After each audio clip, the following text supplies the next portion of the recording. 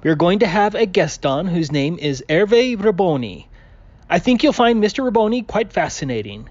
Of course, Hervé has figured out that the Earth is flat, and that makes him a friend.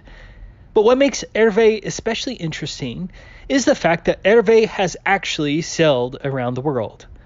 Not around a phony globe, but around our flat and stationary plane. Hervé was a participant in the 1993 through 94 Whitbread Round the World race. It is also called the Volvo Ocean Race. Here is Hervé listed as one of the participants. You can look it up for yourself. This is the boat he was on. It was called the Merit Cup. And here are some pictures of Hervé. This is a map of the race route, which began and ended at Southampton in southeast England. Based on his experience and his research, Hervé has some fascinating ideas as to how they have faked the globe, and some important information on what a true flat Earth map should look like. I hope that his information will lead to more investigation. If anybody gives me a hard time for uploading and or singing this, then I don't want to sing it. And if you think I'm ignorant, maybe because we have different beliefs, well, that's on you. Maybe you haven't looked into it, maybe you have, but hey, we don't have to agree on everything. Let's do this.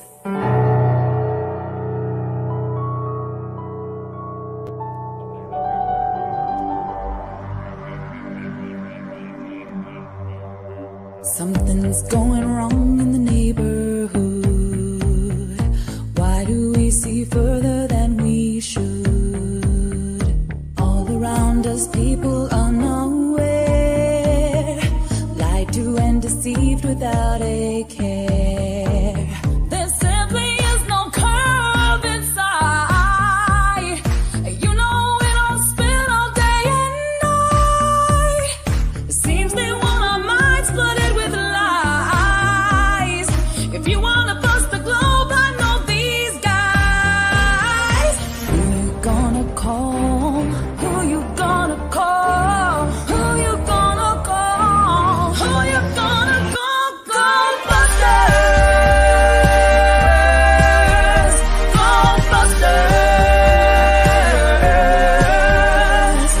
Who you gonna call when the horizon flattens out? Go ahead, call them up, see what that's about. We can go round in circles trying to find this out, but if we looking for the truth, about to find it out. NASA can't go to space, so we hit the roof. Get it, hit the roof, and it all came to light with 200 proofs. Now I'm just really sick of people lying to me, so when I tell the truth, don't come crying to me. Pick up the phone, get on the line with me. Line with me. Who you gonna call? Who you gonna call? Ghostbusters! Ghostbusters!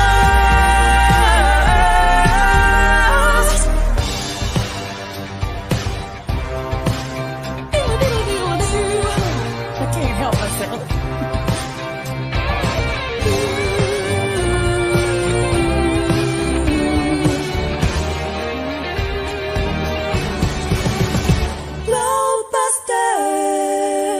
Globebusters. Yeah. That's right. Oh, man. Yeah, and welcome everybody to Globebusters Special Edition Wednesday night, sailing around our flat Earth. I am your host, Bob, Xanadude60, and this is something that's a little bit different, obviously, from our Sunday shows. We decided to do this because Ben, Taboo Conspiracy, contacted me and said that he was in contact with this guy that had actually sailed around the world and was a flat earther and had some very interesting information that he wanted to share with us. So thought we would give that a shot and try it out on a Wednesday night. So let's go ahead and jump right into it. First up, we have Ben at Taboo Conspiracy. How you doing today, Ben? I'm wonderful. How you doing? Doing just awesome, Ben. This ought to be interesting now that we've got at least some of our technical issues out of the way.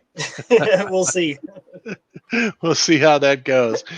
And also we have joining us my wife, Cammie, who is very interested in this subject, especially when she saw Hervé post some magnetic maps that was of extreme interest to her. So she's going to give us some commentary as well. How you doing, Cammie? Oh, I'm doing just great on it. I do think you should stop and go back and discuss the intro that they're asking about in the chat. Okay, I'll discuss that in a minute. Okay, move on. Okay. Yeah, everybody's pretty interested in that. And also we have joining us everybody's favorite naturopath, Amanda Balmer. How you doing, Amanda? Hi, Bob. How you doing? How's everyone doing? Hi, Cammie. Nice to see you on the call. Awesome. It's nice to be here. Thanks for having me. Okay. Excellent. Okay, and before I introduce Hervé, everybody is asking about the new intro, and kind of an interesting story behind that intro. About 6 or 7 months ago, it's actually been quite some time, a YouTuber and a longtime Globebusters fan, Jennifer Spengler, contacted me and asked if it would be okay if she tried to, sing her own version of the song. And at that point, I went ahead and sent her the karaoke version because we have it without the lyrics. When we got it from Trend, the original group that recorded it. And then she went ahead and did this like several months ago, and I just ran into her on a chat last night, and she goes, "Oh, by the way, Bob, I recorded that. I was just curious what you thought." And she sent it to me, and obviously it blew me right off my chair. I could not believe how talented this woman is. And again, her name is Jennifer Spengler. She goes by Jen Spen, and I will definitely put her channel in the show links after this. But give her a sub because she is an amazing vocalist, and she does her own blog on current events and flat Earth and stuff like that, and just really a sweet girl. So thank you very much, Jennifer, for letting us do this, and we'll also be playing this on Sunday's show as well. So all right, so let's go ahead and get to our guest of honor. And this gentleman, I just spoke to him for the first time tonight, and most of it was through, kind of trying to figure out what was going on with the computer. And we got a lot of our technical issues resolved. But hopefully, with all that behind us, we will be able to get out some really great information here. So his name is Hervé Raboni, and Hervé is apparently a world-class sailor that has gone around the world and participated in these yacht races, and just super interested to hear what he has to say. So welcome, Hervé. Welcome. Thank you. Thank you very much. Hi, everybody. Nice to be here. Awesome. All right. So, Hervé, well, tell us a little bit about yourself and how you, obviously you got into the professional racing circuits, and then how you kind of equated that and tied that to flat Earth, and bring us up to speed a little bit about you. Okay, I'm flat Earther since 6 years now, and I begin with the conspiracy theories with the 911 with the WTC7, and after that I question everything. I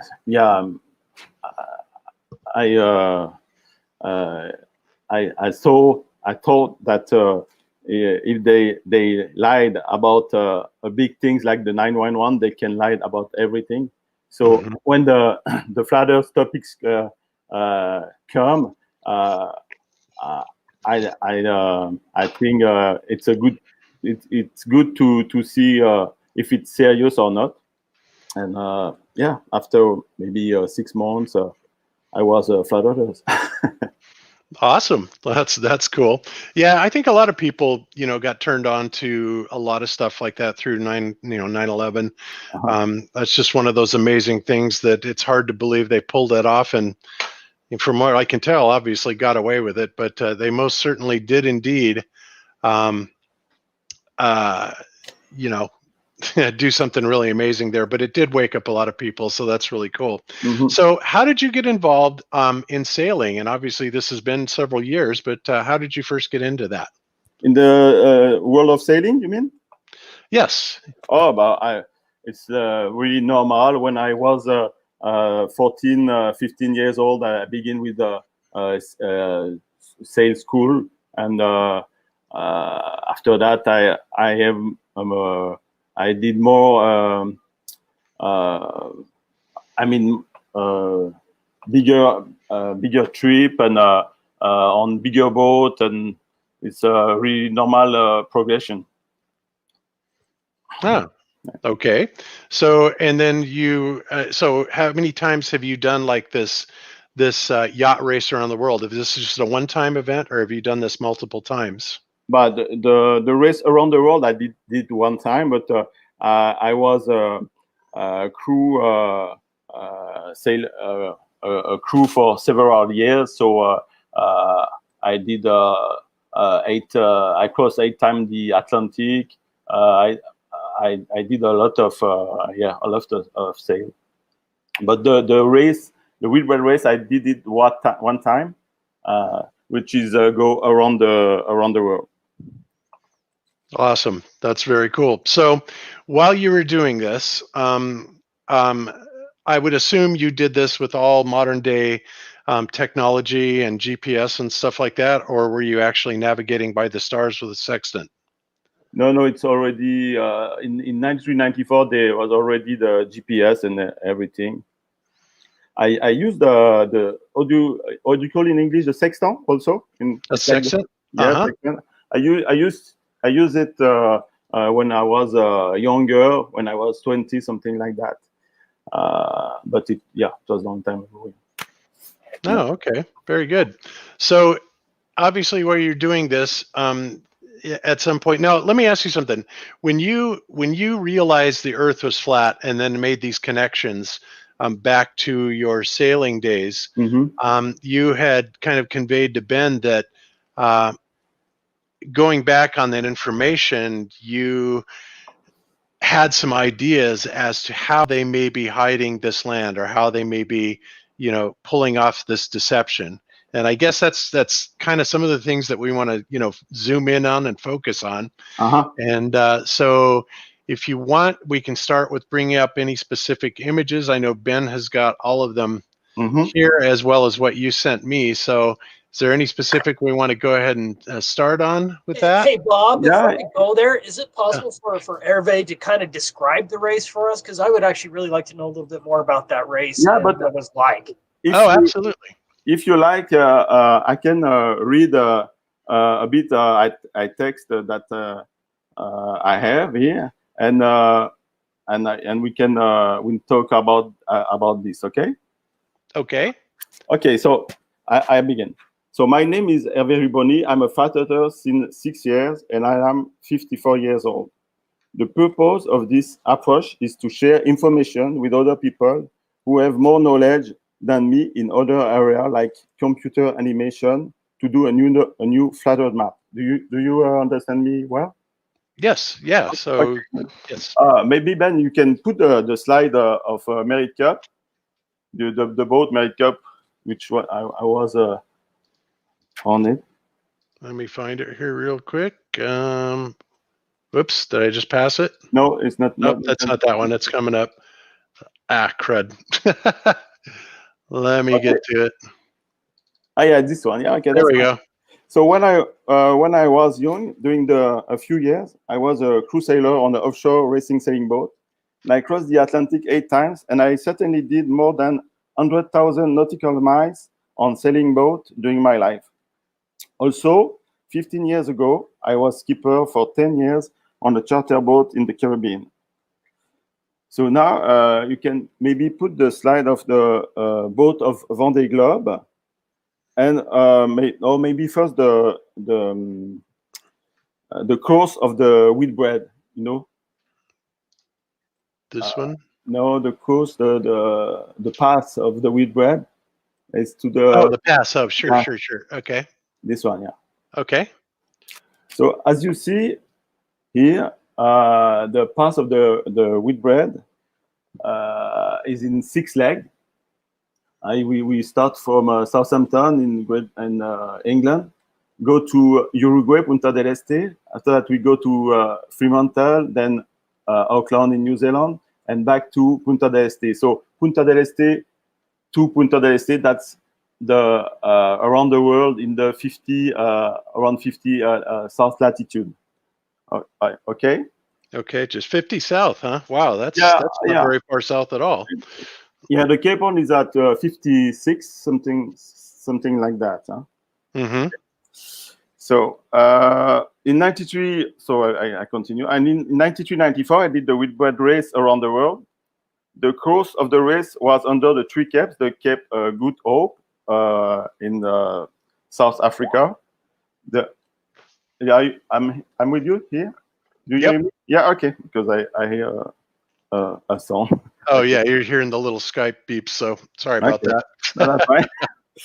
The Cap Lewin is under the Australia and the Cape Horn under the South America. The starting point of my approach is that I am sure that this kind of race, like also the Vendée Globe race, who pass in the 50 south latitude, really do cycle around all the continents. Because when you sail in this area, in this kind of race, it's called the sun pass in your north. So you know you are further than the equator. You see the sun pass in your north. Okay, Mm-hmm. The sun still rises in the front of you when there is a good visibility, because you're heading west, you're heading east. As you see from Punta del Este, you are heading east, so the sun come in the front of you, okay, all the time, and you arrive after you turn around the world in Punta del Este. So there's no other choice that you go around or you do a cycle. You for me? Mm-hmm. Okay. So the and sometimes you see icebergs, so you are close to Antarctica, and when a boat must stop somewhere, maybe if there is something very important broke on the boat, so you have to stop somewhere. So if you have to if the boat at this moment is in the south of Australia, you go north and you arrive in Australia. You understand? Okay. Yep. And so it's.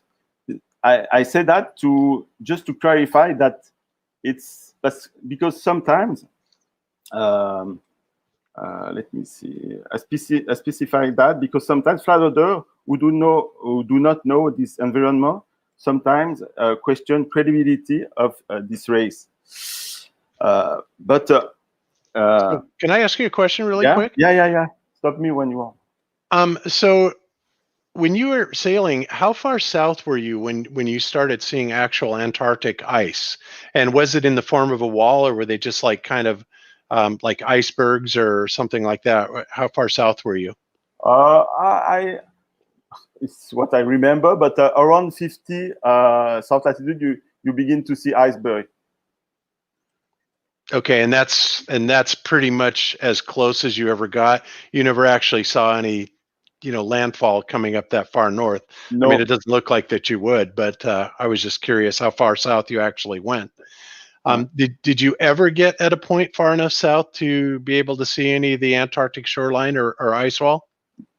The Antarctic shoreline, we never see that. No. Never saw it. Okay. All right.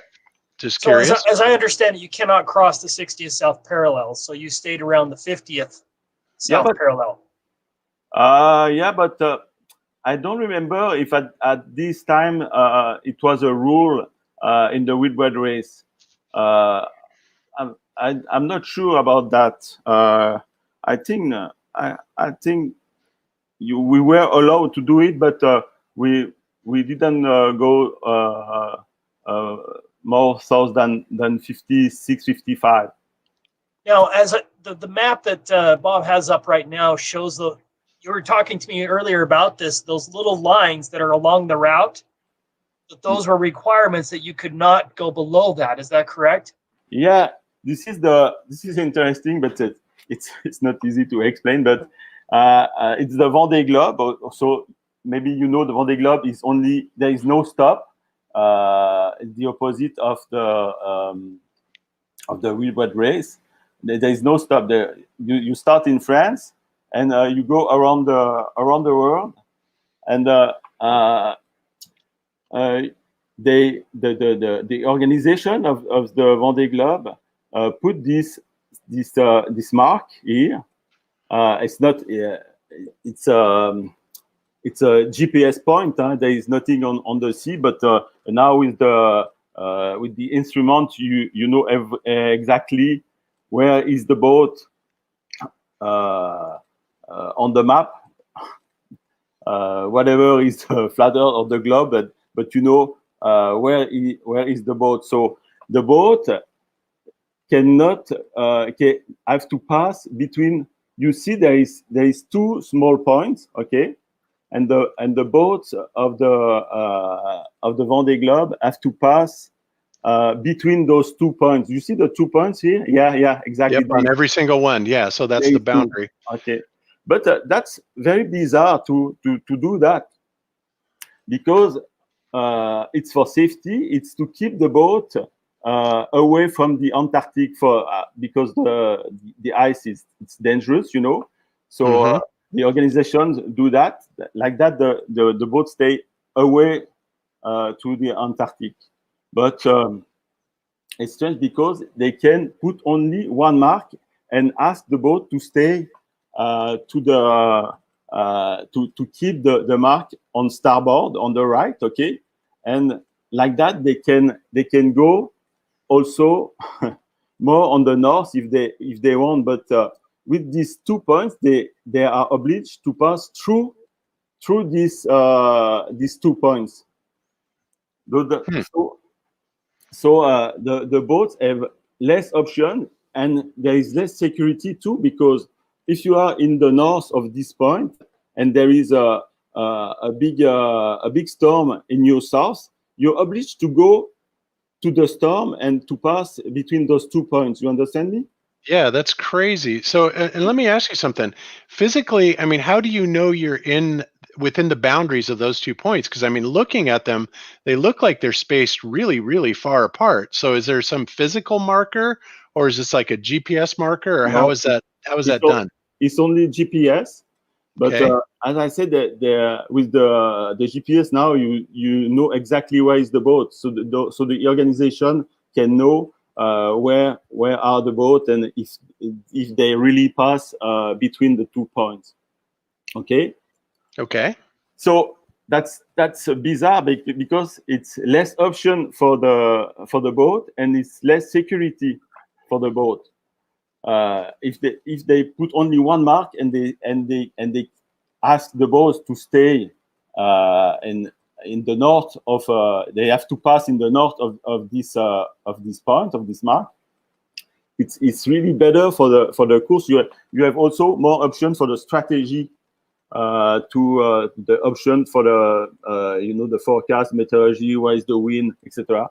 But with these 2 points, all the boats have to go through these points, and it's not logic on a race boat. And I sent an email to the organization of the Vendée Globe to ask them that it's not logic to do that, and they never answer me. Because now maybe I think it's maybe because if a boat with the instrument that they are very specific now, if a boat is more in the north and another more in the south, and they can know now which kind of wind do you have, because there is very precise forecast map.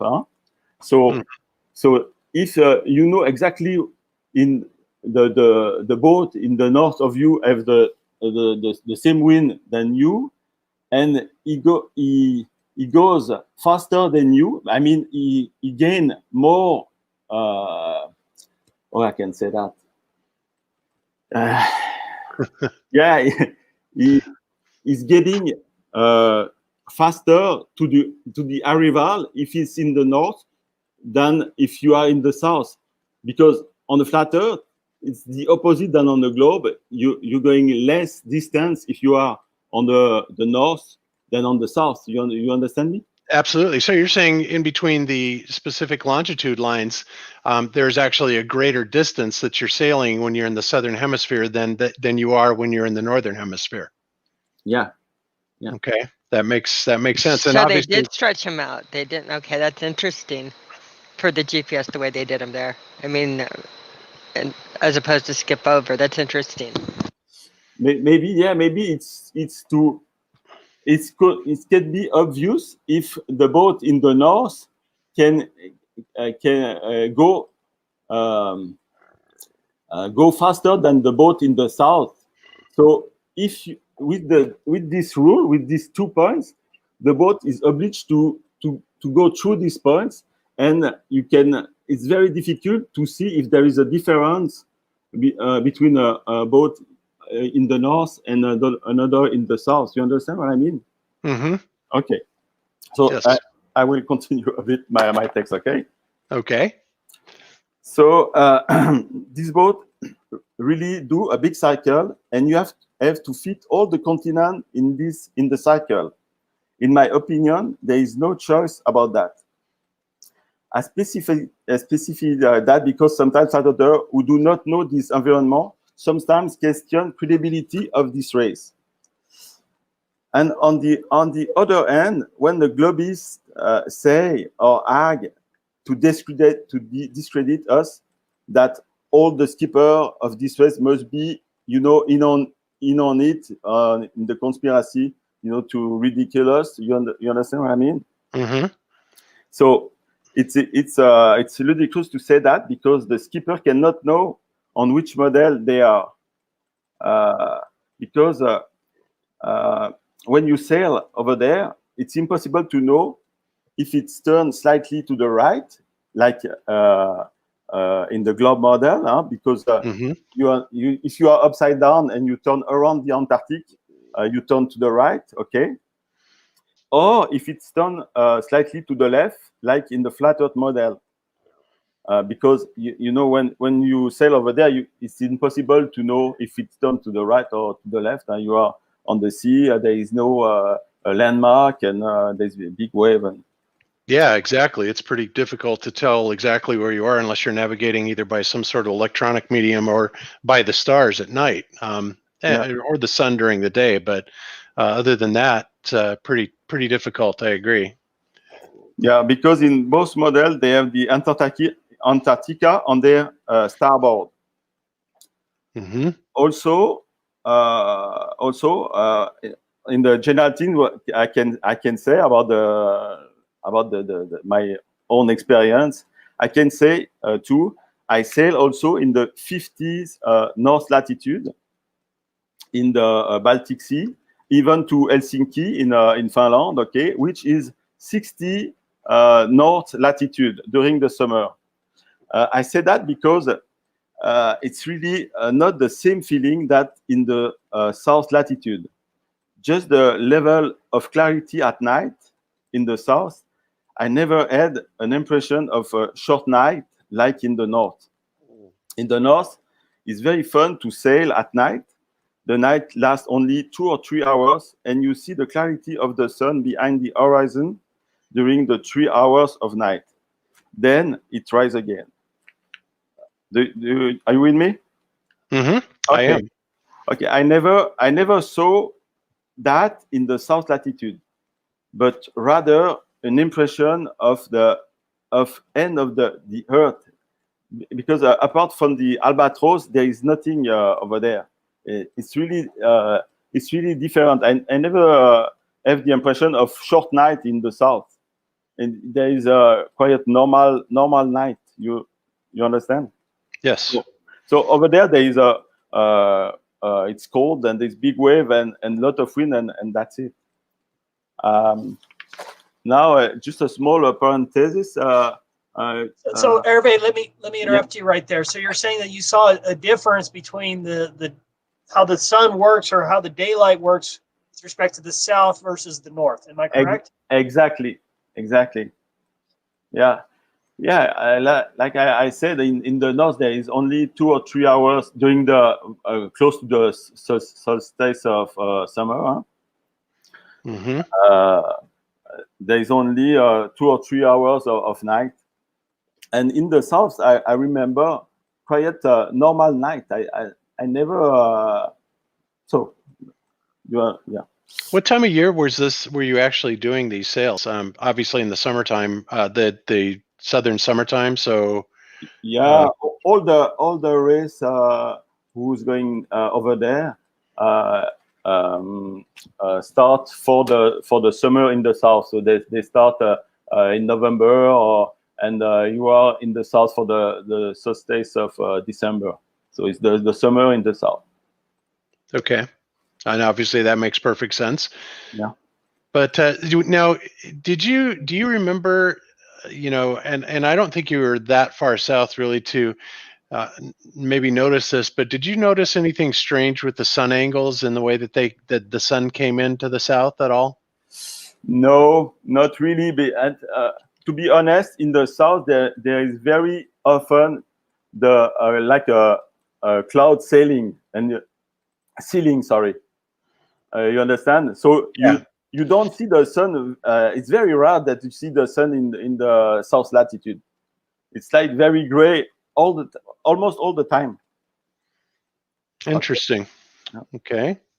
Now, Hervé, you also said that you're able to kind of like measure the distance that you traveled, and you noticed some issue there. You're able to kind of calculate what you think would be the circumference along that 50th south latitude.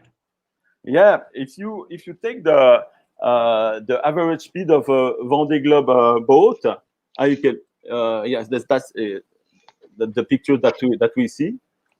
The average speed and the time that they do to go around the world in the around 50th latitude, south latitude. So if you remove the up and down of the Atlantic, and you just count around, the turn around the world in the 50th latitude. Mm-hmm. So you have to just add the part from the Cape Horn in the tip of South America to Cape Town, the South Africa. Okay, you have to just add this distance in the same average speed, and they turn around the world in 40 days at approximately 18 knots.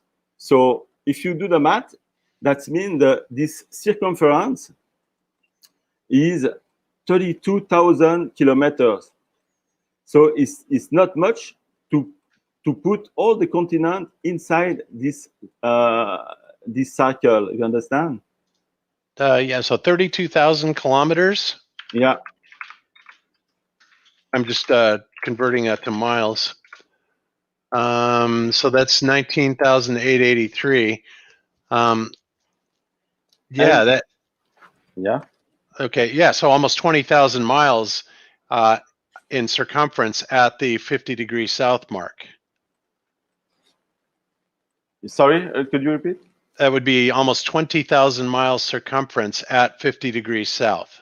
Yeah, something like that. Yeah, exactly. Okay. Yeah. So it's very it's a small circumference to put all the continent in the flat Earth inside this. Okay. So so now let's continue a bit.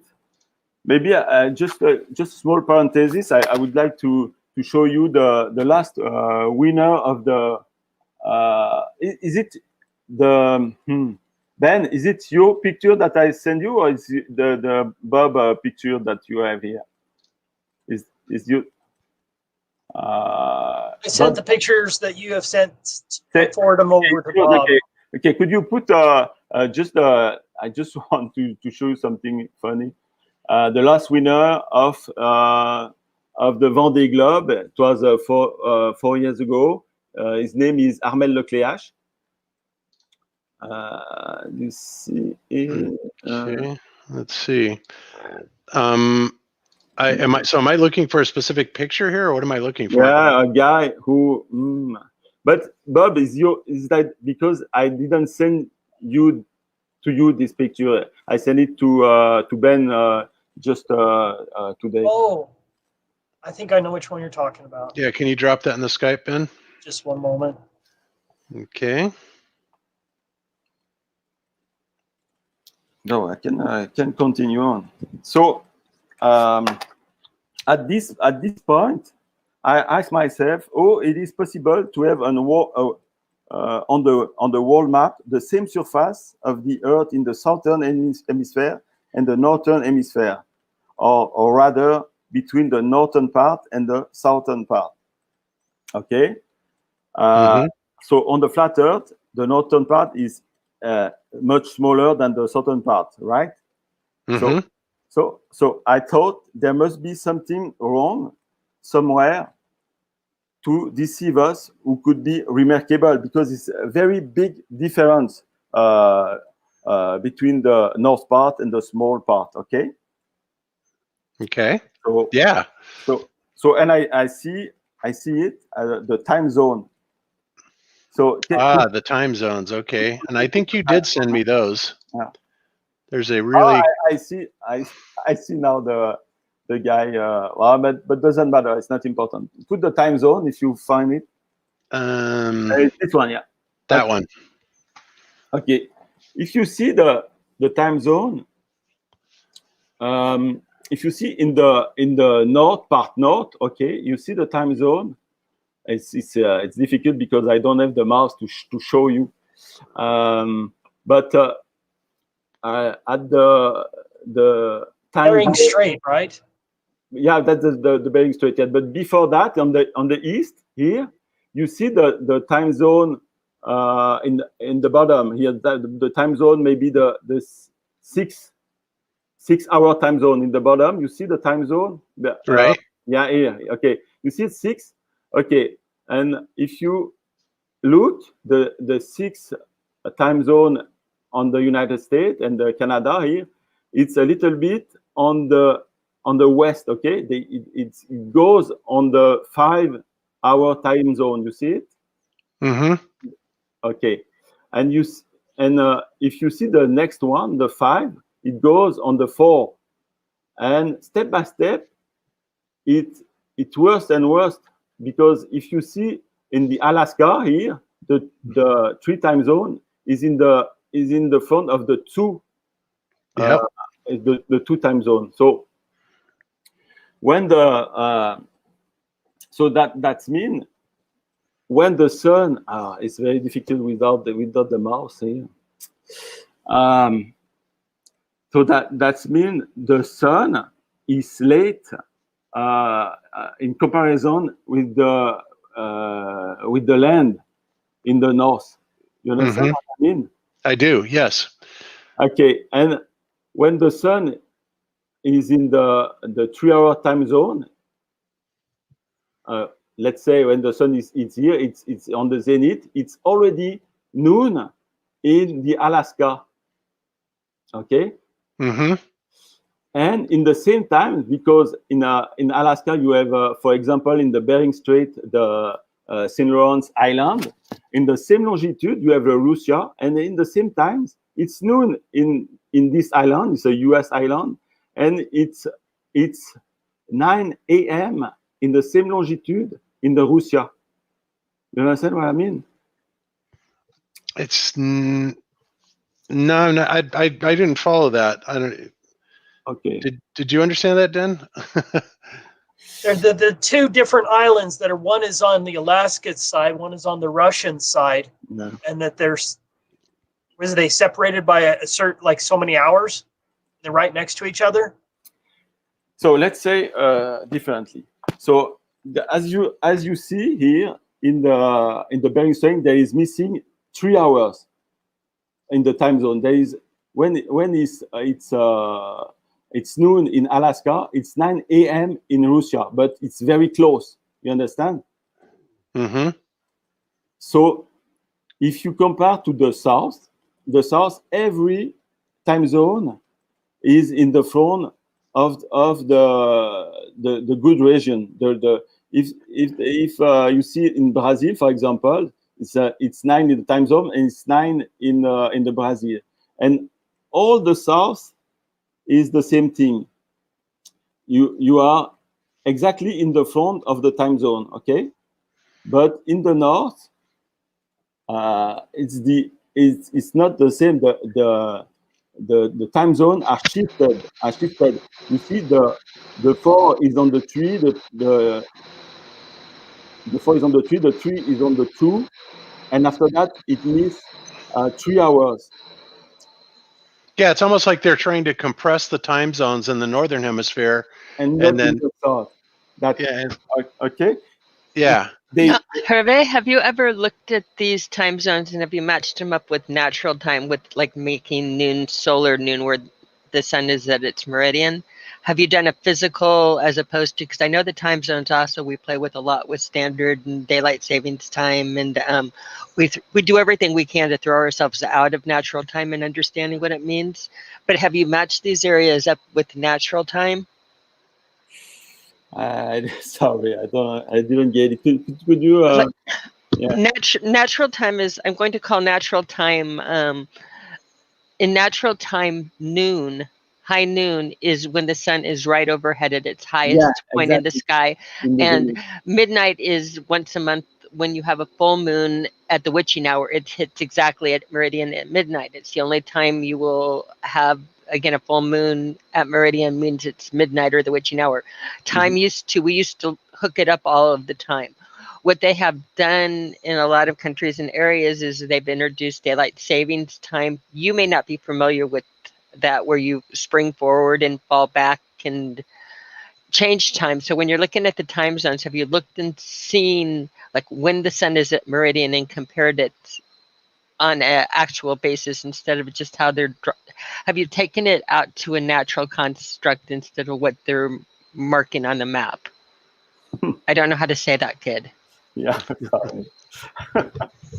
Well, I think that's kind of his point. I don't know if he's done that actually, but you can see that they're trying to be deceptive. Yes. Well, yeah, it's very deceptive what they're doing in the north. There's, you're getting these huge variances in time in the north, in order to, keep everything smooth in the south, which would indicate that, the time would generally be correct in the south, and then everything in the north is highly skewed, and we can see that just by these these crazy changes in time. They're not following these lines in the north at all. So yeah, and maybe the reason, let me just continue a little bit. So the deceiver they have no choice to cheat and artificially inflate and stretch the northern hemisphere to turn the flat earth into a globe. Because on the flat earth, the north is smaller than the south, okay? They have no choice to stretch the north part, but the sun cannot follow the stretched land, earth. I don't know if you that's why they. No, I know what you're saying. I know exactly what you're saying. You're saying that, oh, geez. This is kind of tough. So if I may reiterate, you're saying that they stretch it in the north. They have to stretch the land in the north in order to fit the globe, and they have to shrink it in the south in order to fit the globe. Exactly. And these time zones where the sun's position, all that, they've created these where especially at the Bering Strait, all this confusion where you're also missing hours. Yeah, right, and they're hiding it by skewing those time zones in the north. That's what I wanted to say. So Ben put it really good. Ben put it very, very good too. Yeah, Ben definitely nailed it. But yeah, they're skewing those time zones in the north. And if you see, maybe could you put the strange time zone also? You're gonna see the slide. It's another picture. Strange time. Yeah, this one. Okay, approximately the same longitude in the south, approximately the same longitude than the Bering Strait. You don't have 24 time zone. That you have 26. You see, there is plus 13 and plus 14. So in the north, they remove 3 hours, and in the south, then add 2 hours. You understand? Absolutely. Because on the flat earth, as you know, the south is much larger than the north. So if you want to turn the flat Earth into a globe, you have to inflate the north hemisphere, and you have to shrink a bit the south. Yes, Okay. absolutely. And there is no reason for that, because on a globe, if you're looking at the sun and the way it would lay across the Earth, those lines, all those timelines should be absolutely straight up and down from the North Pole to the South Pole, without exception. Exactly. And what they've done is they've got, like you said, they've artificially changed the size of them to shrink them in the north. In the south, I mean, excuse me. Yeah. And inflate and stretch it in the north. So, but they cannot change the speed of the sun. So the sun takes late is late in comparison with the time zone that they want to use to do a globe with the flat Earth. Do you understand me? Mm-hmm. Okay. Maybe I will read a bit. Maybe it will be more clear. Okay. Maybe I will repeat a bit what I just said, but okay. So the deceiver, they have no choice to cheat and artificially inflate and stretch the northern hemisphere to turn the flat Earth into a globe. And you see the time zone are shifted only in the north hemisphere, and 3 hours are missing in time zone of Bering Strait.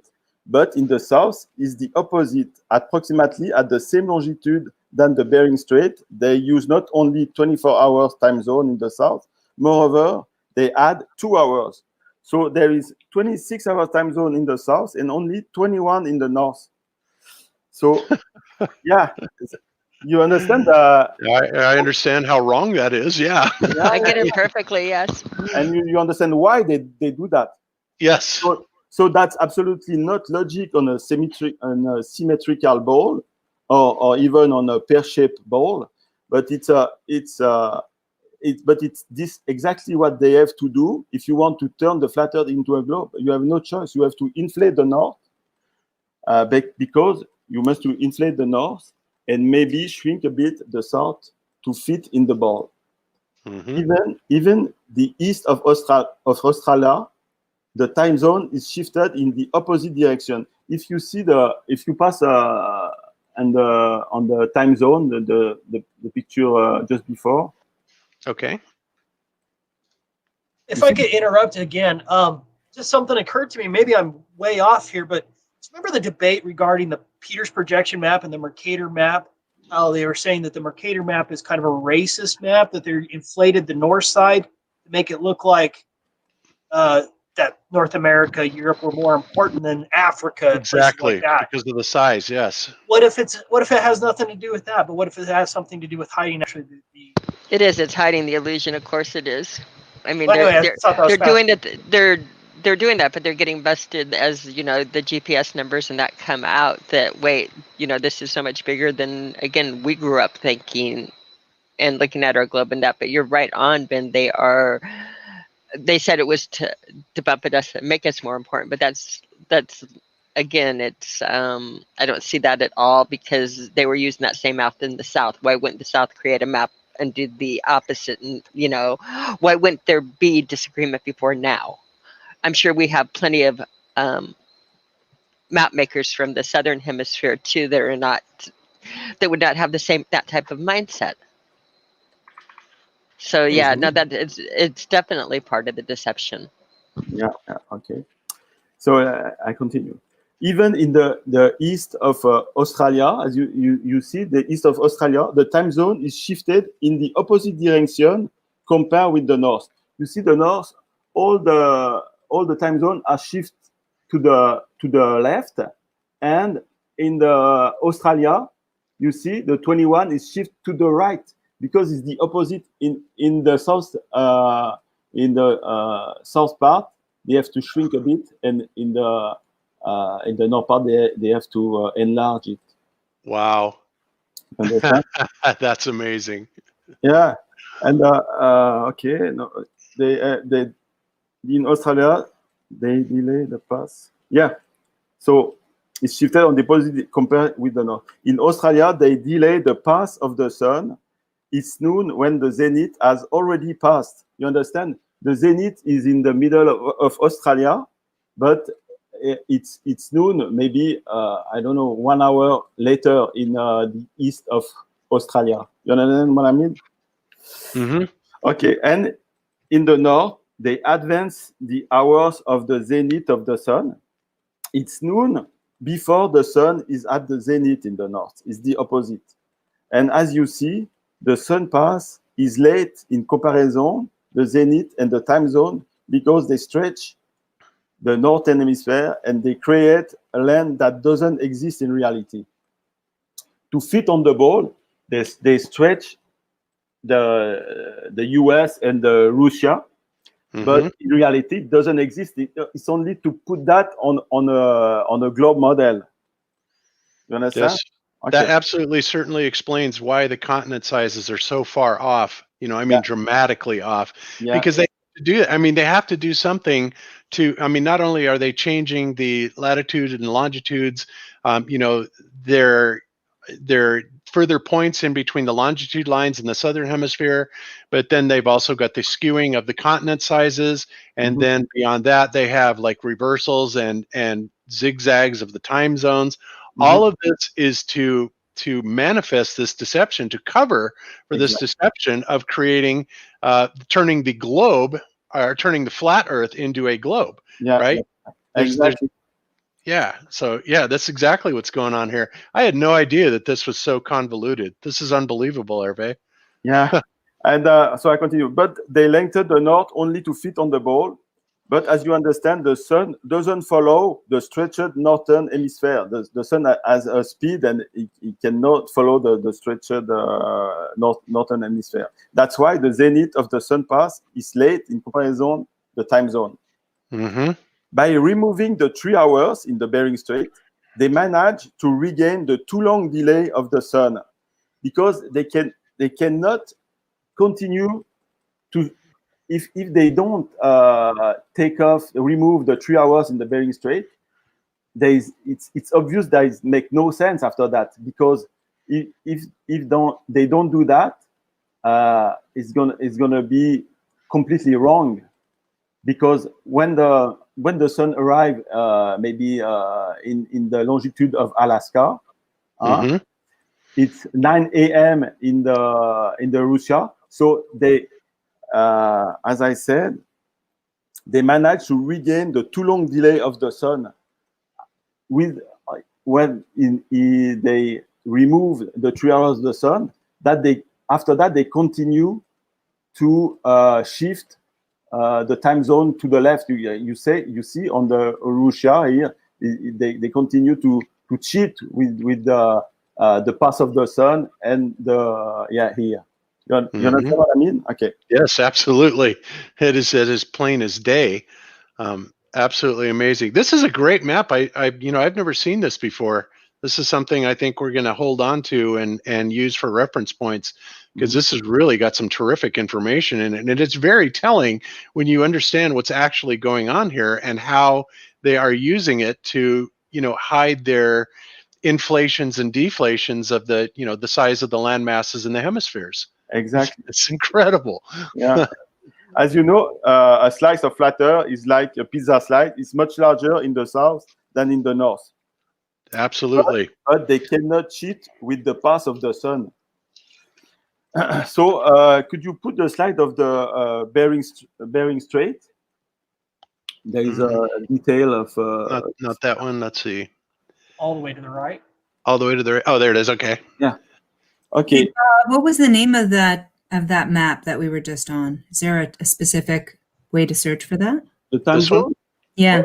There is a lot. If you type a time zone, there is a lot of the. It's time zone map. That's it. Yeah. Okay. Thanks. Okay. And so the Bering Strait. Now we can talk a bit about the dateline. The dateline, which is also completely illogical. When it's Sunday noon in Saint Lawrence Island, which is a U.S. island. You see Saint Lawrence Island is a big island in the You can show it with the mouse. Yeah, I don't know where it is, but Yeah, in the north, go up, up. to the left a little bit, to the go down. Yeah, this one is Saint Lawrence Okay.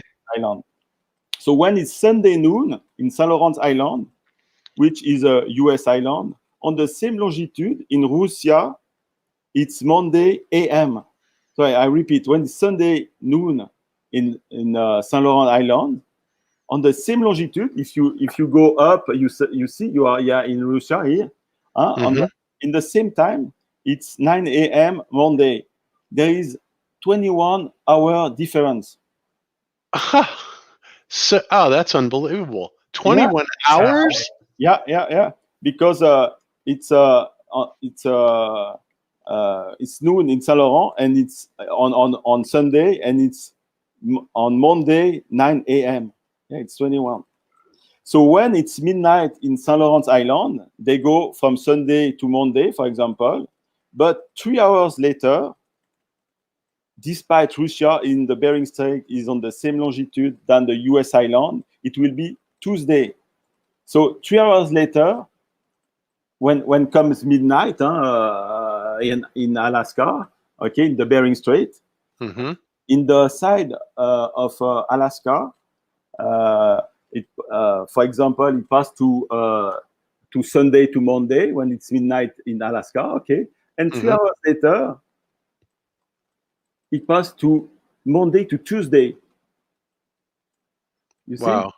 It's completely illogical. But they did that because if they don't do that, it's obvious that there is something very strange happen. Because with the 3 hour missing, with the 3 hour missing, it can be obvious that there is something wrong. That's what I think. So instead of just 3 hours missing, they put a whole day difference to make it even more confusing. Yeah, well, yeah, instead of that, they just made it 21 hours, right? In the other direction. But for me, they put this deadline to confuse us, because like they remove the 3 hours because the sun is late. It's very late at this point. It's when it's noon in Alaska, it's 9 a.m. in Russia. So if they change the date, it's easier to hide it. It's my opinion. Yeah, anything they can do to cause any sort of obfuscation, and that's part of the reason why they have daylight savings time. They want us to believe that it's for energy conservation, blah blah blah. Yeah. But we have since discovered that that's really nonsense and doesn't make any sense whatsoever in so many areas, and that's why so many states. And then they actually will allow certain states to get out of it, right? Like Arizona doesn't observe it at all. Well, that's fine. It's okay because it doesn't really matter. But what it does do is it just adds that much more of an element of confusion into it. And that's what it really is all about, after all, is obfuscation and confusion, because I had no idea this was going on up in the Bering Straits. That absolutely blows me away. Okay, good. So can I clarify that? Because, okay, when you look up the time change between Alaska and Russia online, it says that Russia is 15 hours ahead of the center of Alaska. And I guess there's multiple time zones. So how do they get to that 21 hours thing? I'm just trying to work it out.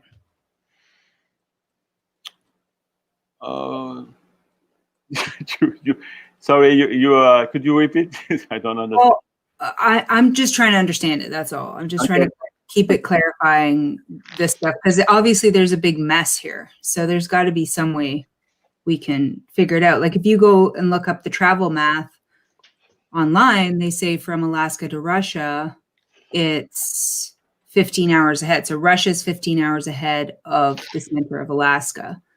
But you're saying there's 21 hours there between.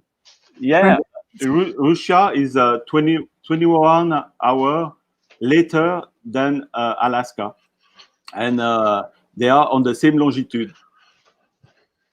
when it's noon in Alaska, in St. Lawrence Island, it's 9 a.m. the next day on Russia. So that's mean you know 21 hours. But let me continue. Maybe it will be clearer after. Okay. For me, the deadline. For me, the deadline it's only to hide the 3 hour missing that they don't live on the same day.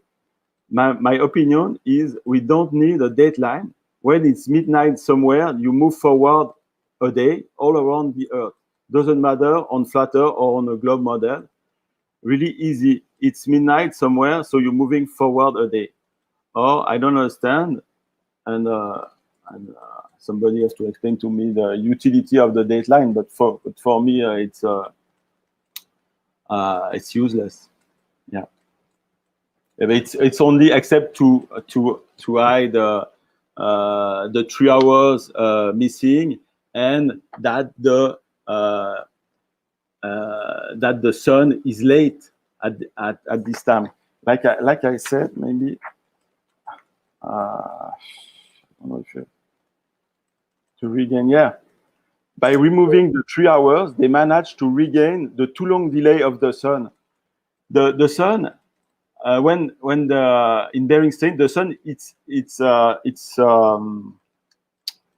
the delay is too long for the sun, so they remove the 3 hours to like that. It's 9 a.m. in Russia, and it's like it's almost normal. The sun is very on the east, but it's 9 a.m. and if they don't remove the sun, it's getting obvious that there is something wrong, because the sun it's too far to do you understand what I mean? Okay, this is starting to make sense. But you know what? Have we even really spoken about this dateline stuff? Like, has anybody done that? Because the international dateline, it really is a bit of a red flag here for Globe, because it's you do jump a day. That's what it says. It says if you go from west to east, you subtract a day when you cross the international dateline, and then if you cross from east to west, you add a day. Like that's kind of yeah, it's not logic at all.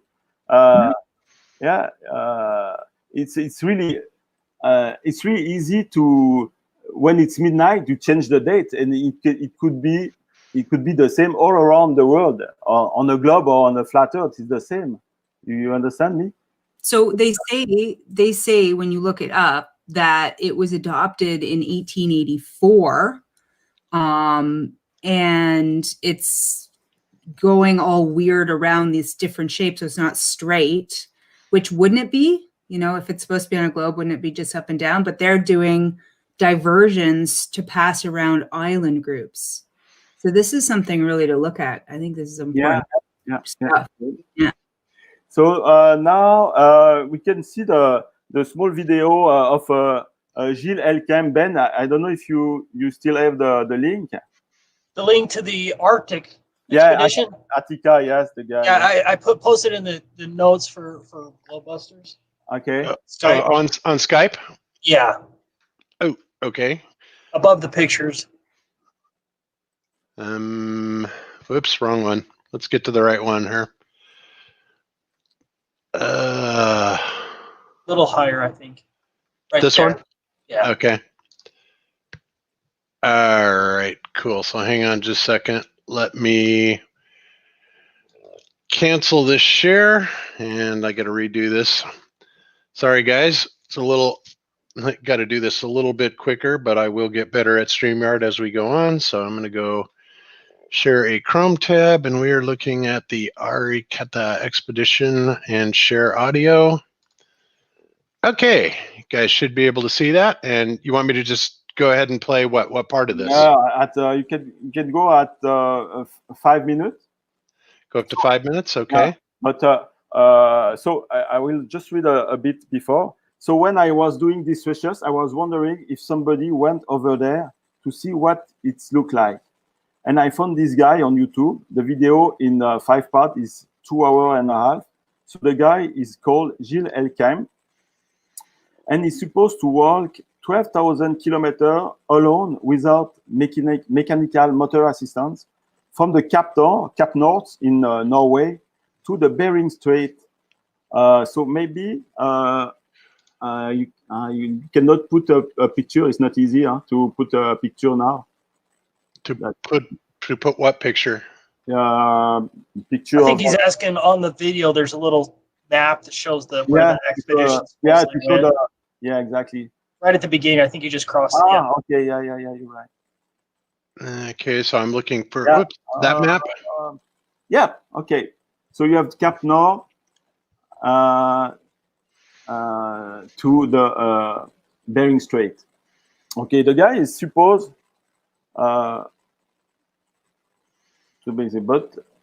is supposed to walk 12,000 kilometers alone without mechanical assistance from the Cap North in Norway to the Bering Strait. But the old things look very staged and look fake. Yeah. It reminds me of the fake false crossing of the Antarctic. He's supposed to be alone on the ice, and as we see him on the film, the camera move, so there is at least one person with him, and my feeling is there is an organization to support him. In my opinion, the goal of this fake adventure could be to make us believe that there is 12,000 kilometers from the Cap North to the Bering Strait, when in reality it's smaller on the flat Earth. Because, like I said before, they inflate the northern hemisphere to fit on the globe. It's the same thing for this adventure. They say it's 12,000 kilometers, but on the flat Earth it should be smaller than that. So they're trying to say that from here to here is 7,500 miles, 12,000 kilometers. 12,000 kilometers, yeah, 12,000. No, I don't think so. Yeah. So now you can maybe okay. Maybe put in 5 minutes the video. Okay, so you want me to start it at the 5-minute mark? Yeah. And play for how long? Oh, it's not very long. Okay, just tell me when to stop. Yeah, go play. Yeah. Okay, here we go. Okay. Oopsie. So he's supposed to be alone with his dogs. Okay. And you're gonna see the camera move all the time. You see the camera move now, and he's on the sled. He is on the sled, and the camera moves. So there is somebody with him. Okay. Yeah, that's the same camera guy they used on the Apollo missions. I don't know how he gets around. So that's just another because a lot of time during the film you see the camera and so it looks really fake. Yeah, put on the 1442 the cursor. 1442. Okay, there we go. Yeah, it's supposed to be here in a storm, as you see here, and we are supposed to believe that he prepared the dogs to live in this storm. You see, he prepared the dogs, but it's really fake. You if there is a storm like that, you stay in the tent and you don't move because you can see at 10 meters in the it's complete whiteout condition. You can't see anything. Yeah. Just let's continue a little bit. You're gonna see. He's gonna check his GPS, and after that, he's gonna look his compass. But when you are on land like that, the compass you have to look for a landmark, and you go to the landmark. But here he cannot see any landmark. You see here the camera move also. It should be in a storm, but and there is some things to protect the camera. There is you see the square, black square around. Yeah. You might have 50-foot visibility if you're lucky. Yeah. So and now you're gonna see it. So it's completely staged. You're gonna fall. Look at that. Now it's falling. This is exactly like the guy that was down in Antarctica, and he had the woman with him, and he was telling her to fake footage, and then she wound up breaking a bone or something. Exactly. look like he is GPS, and after that, like he just to see his position, and after that he look in his compass to see in which direction he have to go. So it's ludicrous. You know how you can tell really when someone's acting is they always do it too much, right? Yeah, it's too big. His movements are too big. And look at that now. He's sitting, and I don't know what he's waiting for. Like, it's cold, and no. So now put in the 6:55 just to see what is the main sponsor. You're gonna see it at 6:55. Yeah, stop it. You see, ESA is the main sponsor. Is the European Space Agency. So you know it's really safe. Oh man, God, right in our face again. Yeah, it's incredible. That's so funny. The thing that is interesting in this film is you see a little bit what kind of people live in this area. So there is really a few people. There is almost nobody, and they know nothing about the distance that it should have between the Cape North and the Bering Strait, and they don't know about the globe or even the flat Earth, and maybe they don't know even about the COVID now. So it's easy to fool the people because there is nobody lives there almost. Exactly. I have to wonder, if all this deception is not only obviously to hide the enormous amount of land difference between the northern and southern quote unquote hemisphere, but also, if any of the stories are true about, what's going on at the North Pole, about the 4 inflowing rivers and, that land, we wonder if that, has been kind of taken out, and that they're also compensating for taking that out with all these crazy, land gyrations. Yeah. I mean, it almost seems like it would have to be, but I mean, such incredible amounts of deception on this. And honestly, I got to tell you, I've been watching a few of the ballers' responses in chat and, making up excuses like they do. And it's been pretty hilarious, like, they're just trying to say, oh yeah, like you wouldn't have time changes in the flat Earth too. It's like, yeah, whatever. But anyway, we won't go there. But I'm finding this amusing because you can always tell, when you're right over the target, you get the trolls that come in with the crazy arguments. It's just a lot of fun to watch that. Okay. So I have from Richard Aubin in the chat. He sent me links showing that right now he asked what time is it at St. Lawrence Island time, and it's 5:17 p.m. currently on the 23rd. And the current time in Inchuan, Chukoskwe, Okrug, Russia, so where he was showing ahead, is 1:18 p.m. So 1:18 p.m. in Russia, where you were pointing through, and 5:17 on St. Lawrence Island time.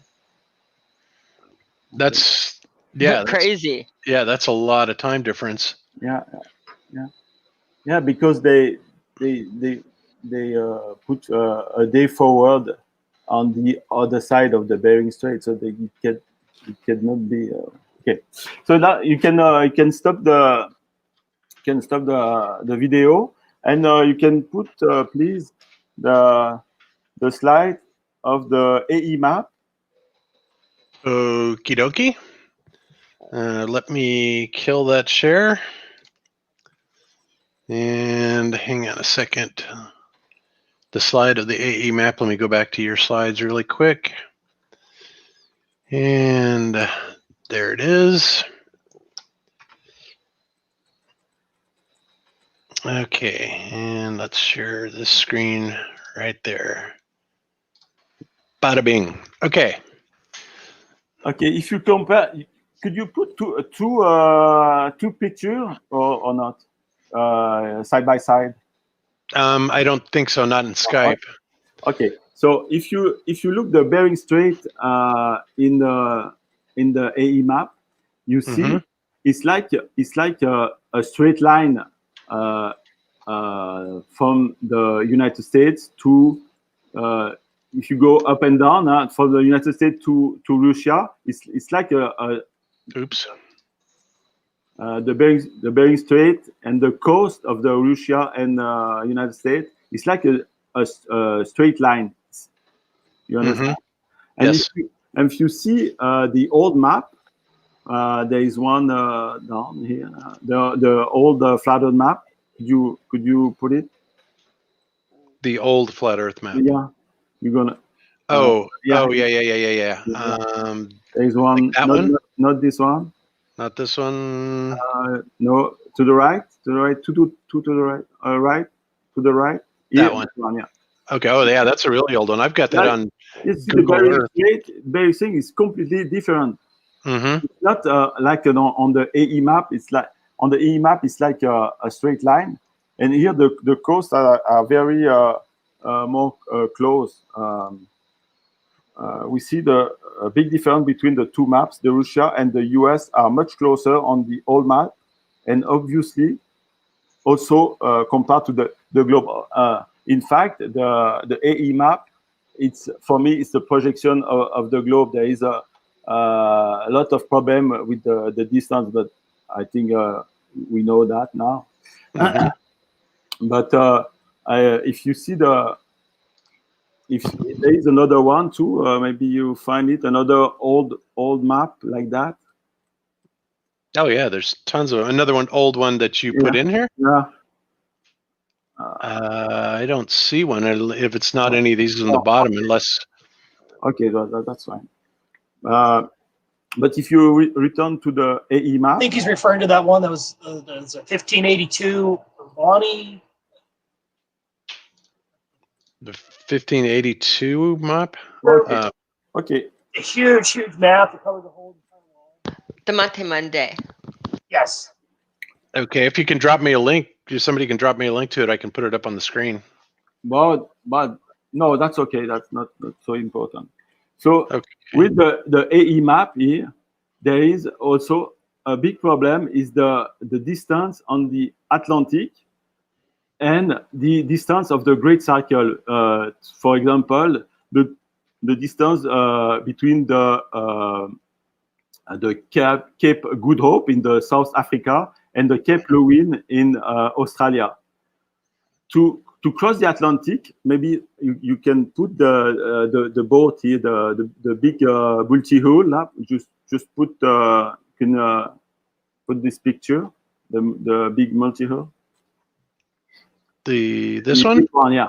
This kind of boat is bigger and faster than the Vendée Globe boat. Okay, and they do record. What do you say? Record crossing the Atlantic. To go. What do you say? A record? No. Recall. A record. Record time. Record. Oh, record. Okay, record. Gotcha. So the record to cross the Atlantic North with this kind of boat is 3 days. In 3 days, they cross the Atlantic. Now, could you put the AE map again? So you see the distance to cross the Atlantic from New York to France is 3 days here. And when they do the record around the world, the time passage between the South Africa and the Cape Lewin, it's 4 days. So they do 4 days to go from Africa to Australia, to Cape Lewin in Australia, and they do only 3 days from New York to France. So if you put the distance New York to France, the 3 days, so from the South Africa in direction of Australia, you arrive approximately in the middle of the distance. So it's not possible that the distance doesn't match at all with the AE map. You understand? Mm-hmm. So now, if the Bering Strait is not so stretched, not so enlarged, because of the stretched northern hemisphere, So the USA should be further west.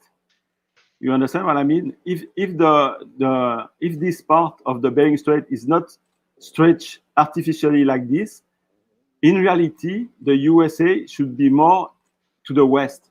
You understand? Mm-hmm. So if the United States is more to the west, the Atlantic it's larger, and after that, it match with the other distance that with the Great Circle around the flat Earth. But I think the USA is not at the good place here. Even the Russia, if you know, if you don't, if you are closer, Russia and US, not so stretched like that. Mm-hmm. The Atlantic North, it will be larger, and if it's larger, in this way, it's matched with the other distance around the world. But like that, it doesn't match at all. It's not possible. So now, I'm not sure if you understand me on this one. Huh? No, I'm understanding you. I'm just trying to follow along is all. And I brought up a little bit higher resolution AE map because that one was pretty low res and you couldn't really see much on it, but this one's a lot better. Okay. To correspond person. Okay, that's it. And I would like to talk a little bit about the magnetic declination. So, okay. Magnetic declination, you have it. I also have this one too. It's not this one. No, not this one. To the left. No, to the left of this one. Yeah, this one. That one. Okay. Okay, that's the magnetic declination for all the world. What is in blue? The magnetic declination is west, and what is red is it's east. Okay. Mm-hmm. So when the magnetic declination is west, you have to add the degrees, and when it is, you have to subtract. Let's see an example. Let's take the chart, the marine chart of the Caribbean. You have it down here. Yeah, to the right. Okay, more. One. Right, this one. This one. Okay. Okay, this is the marine chart of the Caribbean, and you see on every marine chart you have the magnetic declination. So in this area, the magnetic declination is 10 degrees west. Okay, so if you start in Venezuela and you go to Puerto Rico, exactly in the north, so you calculate on the map aiding compass. You curse on the map, so it's north is 0. Okay, it's 0. Mm-hmm. And you have to add 10 degrees of magnetic declination. Okay, so on your compass, you have to go 10 with the original version. You have to go 10 to arrive in Puerto Rico on your compass. Okay. Yep. So now if you take a very simple example, there is another picture down here, the small to the left here. No, to the left. To the right.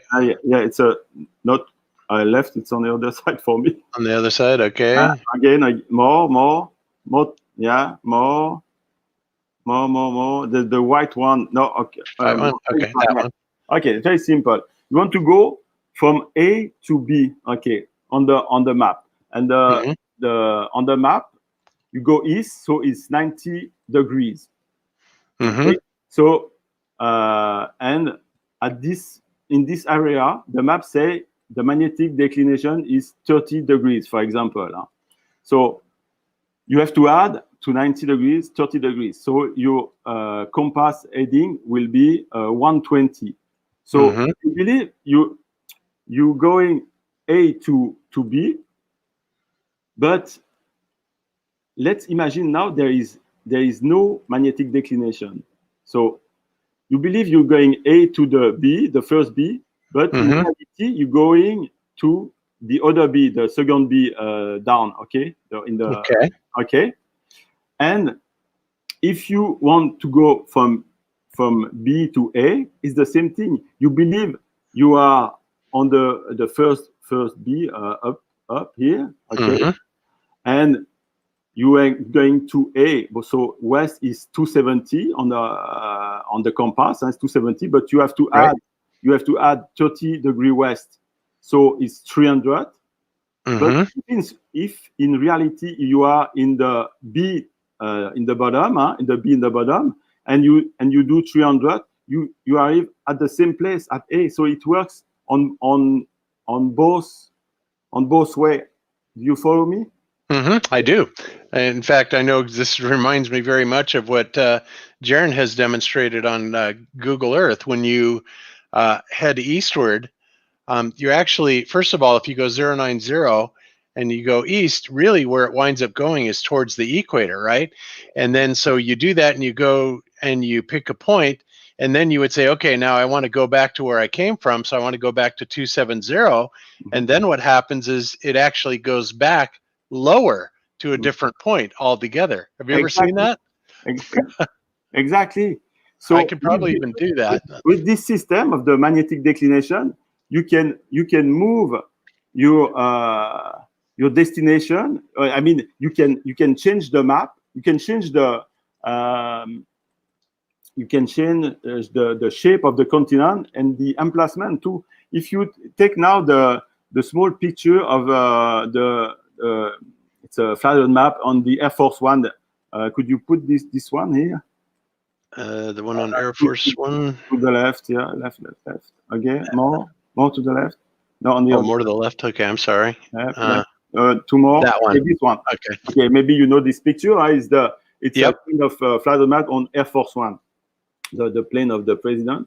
So if you part from Recife, the point of the tip of Brazil in South America, and you want to go to Cape Town, you see the strange shape of the Africa here.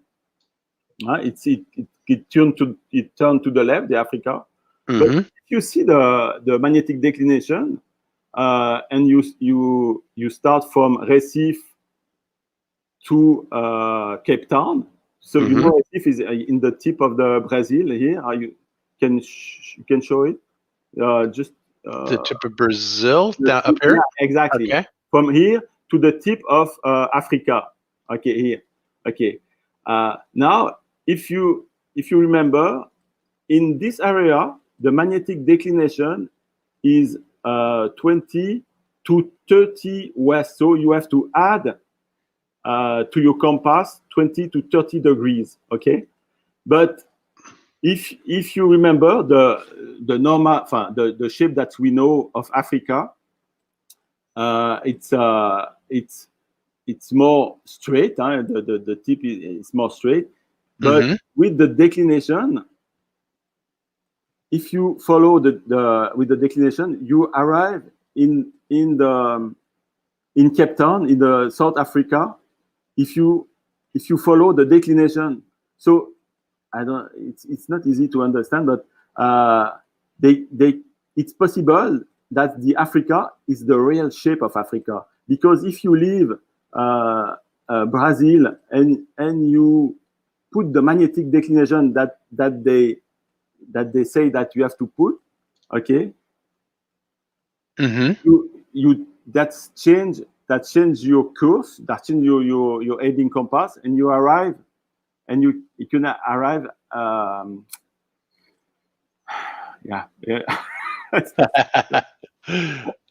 I know. I wish you could actually be pointing on this. That would make life a lot easier for us. Yeah. So just to explain that they can change the shape and the position of the continent. Did you click on that magnetic declination map, the world map? Yeah. The one to the left of that. Well, let this one just for a second. That's Okay. that's the North Pole, okay? And you see the magnetic declination in the North Pole is very conveniently perfect quarter, okay? With the magnetic declination are also very symmetric, and for me, it's very convenient to inflate the North Pole. You understand what I mean? And we need to pass from the flat Earth to the ball Earth to inflate the North Pole. So I think it's on purpose that the magnetic declination is like that at this position. So now you can maybe put the other magnetic declination. Ben, you want to say something? Yeah, the one just to the left of that one. Yeah. Oh, the one to the left. Okay. So you were talking about the trip from Brazil to South So, Africa, correct? Yeah, to Cape Town. So in the tip, so you see the different shape.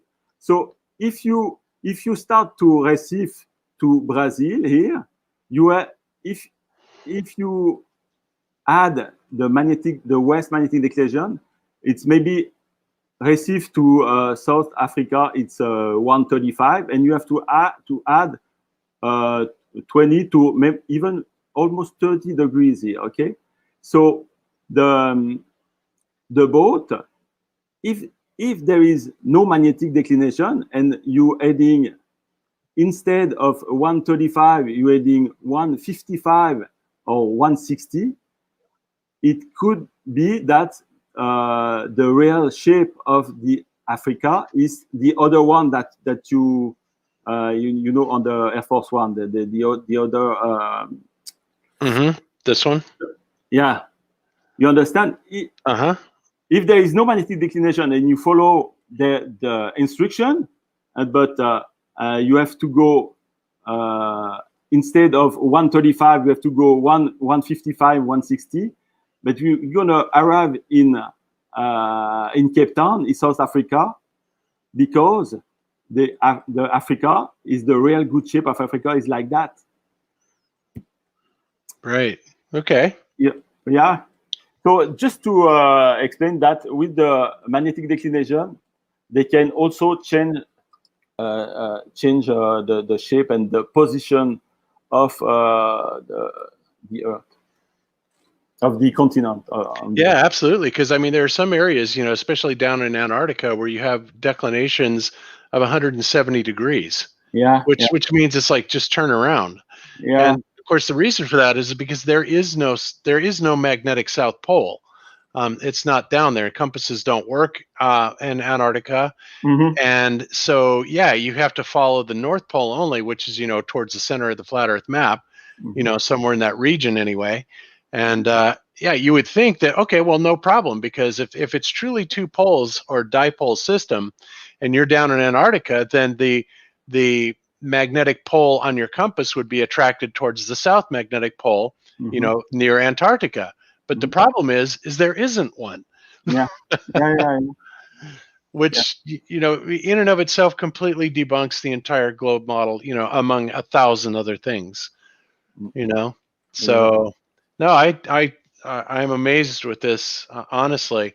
And, it's just another way that they are able to completely fool us and obfuscate the issue, not only with the declinations, even though I think that the declinations, that's something that, since people are actually navigating by them, those have to be fairly accurate figures. So I don't think that the declinations in and of themselves are wrong so much as the latitude and longitude and the distances are wrong, because a lot of people get lost. I mean, you read the logbooks of people like Captain Cook and people that have actually navigated down there, and they don't understand how they can be so far off course every single day.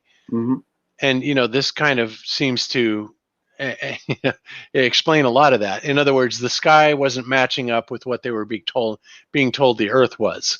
And again, because you can't hide that, you can't hide what's going on in the sky or the sun, right? So when you're using that as a reference point, well, then all bets are off. So yeah, this makes a lot of sense, but I never ever thought about the time zones being so hideously Yeah. obfuscated. This is really amazing. I think this is going to open up a lot of doors for a lot of people to, actually use this information Yeah. to make more of a correct map.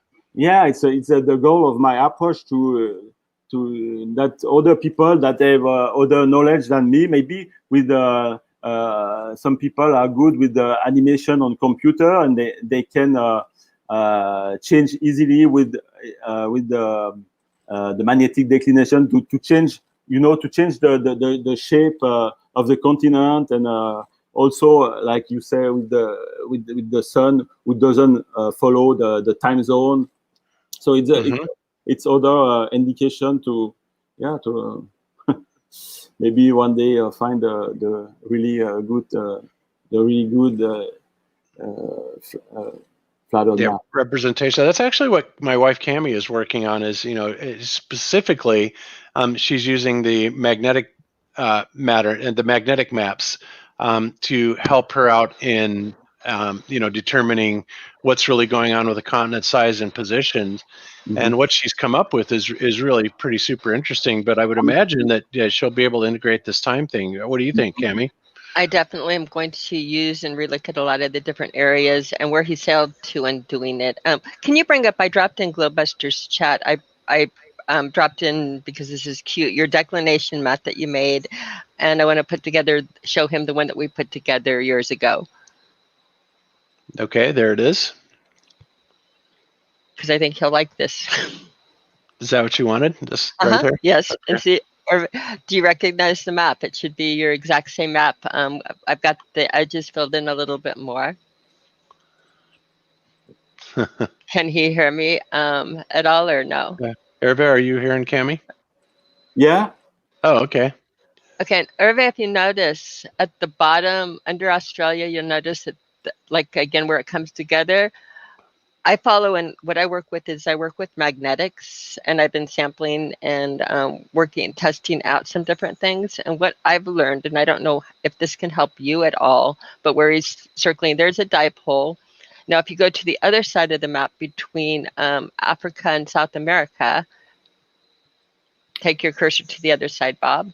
Oh, and I'm watching. I'm not watching StreamYard. I'm watching at the time. Let me go into time with you. You should be watching StreamYard. Yes. Okay, so let me go into time with you. Okay, so now you have it over to the other side. You'll notice the blue and the red there. These have to. This is a magnetic pattern, and it has to come together. So if you do put that together, you're going to need another piece of land right where he's got his cursor going right now. You would need it a little bit further out in order to hold the pattern, a large piece of land. A solution to one looking at it is that Antarctica is in several pieces and holds like the pattern on this, and then the ice wall fills in between, and we have the bases on the major land masses, because that would work out in reality with the way that we have bases grouped, different bases that people travel to in Antarctica. But if you do this, if you do have a pole, there's something magical happens when you have two dipoles and you align them like that. What happens is like they'll put it in the Masons and any of the clues. If you align the two pillars or the two dipoles correctly, a quadrupole, which if you look at the center of our map, will produce itself magnetically. In other words, the two pillars or the two poles on the outer edge. Or Joaquin and Boaz. Joaquin or Boaz, or any way you wanted to look at it. But if you actually looked at where your pole is under Australia here, and then look at where your other pole is, if you actually do, and I'm going to be doing this, hopefully showing it a little bit under Ferrocell, and maybe even see what I can get under a CRT tube at Flattoberfest. I'll be doing some displays and letting people see this. If you actually take two pillars and you hold them and match the poles up and hold them, if you align them correctly, you can look under Ferrocell and other things and get your quadrupole. Your quadrupole magically appears. Right. Now with this the pattern here with two dipoles.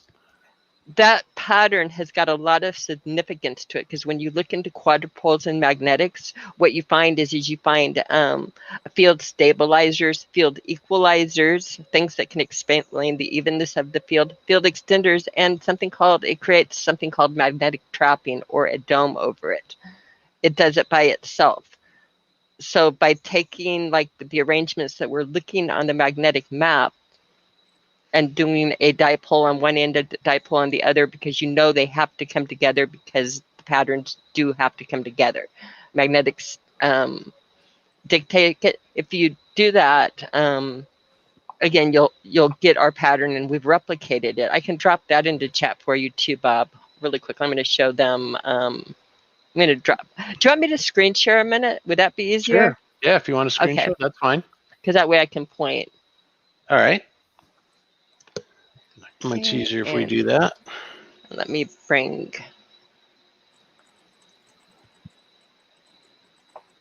Cammy's all about the magnetic. When you had the magnetic maps, I jumped on here, and I've learned a lot from yours. I'm going to see if we can like collaborate and pull some different things together. Okay, hold on. And let's do this one and share. All right. Okay. And you are presenting. Okay. What this is just showing is magnetically under a ferrocell, and this does not show the whole pattern, which is a shame. We're working on getting a bigger field, because you see a lot more with a bigger field. If you take two magnets and you align them, you get your pole patterns, you get your quadrupole. It all pulls in. But what's taking it a step further, see if I can get it on. Oops. If you, okay, we can go this. If you, again, put your two poles on here and create your quadrupole in the middle, magnetically what happens is you actually get a very strong magnetic border. And what it does is the quadrupole here pops out four corners. And you come up with, on the outline, on the ferrocell, on the magnetic outline, you come up with this outline that is corner, a pole, a magnetic corner, a pole, corner, and a corner. You need pieces in order to run your thing. We know that this is full Antarctica here, and we know that we have magnetite and maghematite galore as far as mineral sources. Are you pointing at this stuff using your mouse, Cammy? Because I'm not seeing the mouse. I am. Oh, I'm not seeing the mouse. I'm sorry. That sucks. Oh, you don't see it at all. I'm on StreamYard, and do you see there it now? It is. Now I see it. Okay. I'm pointing on the mouse on the StreamYard presentation instead of the presentation screen. I'm a rookie, so I apologize, you guys. So do it again. Okay, so you have a dipole here. You have magnetically on the map. If I took you back to the other map, a dipole here. You have, if you follow your patterns and look out, you're going to have your dipole here. If you put your two dipoles, what happens naturally is a quadrupole appears in the middle. They create it. They create a stairway. If you take your two pillars correctly, they create a whole vortex and their own magic and together. With that comes an outline that pops out four corners. This happens. They could be your four corners of the earth. You do need, to carry the pattern that we're looking at magnetically, you need land masses at the four corners and big land masses. These are a little bit smaller. So like that, what they show you under South America, where you go to that tip, that would be about appropriate. We actually, I believe, have pieces. These are places that we have bases that people can fly to and go to military bases along Antarctica. And this is why when you are doing military bases, like I talked to somebody that was down in Antarctica and had to get to another part of Antarctica down here, and they wound up doing, he said it took them over, I think 38 hours to get from here to here in Antarctica, because they actually flew up through the countries. Nobody flies.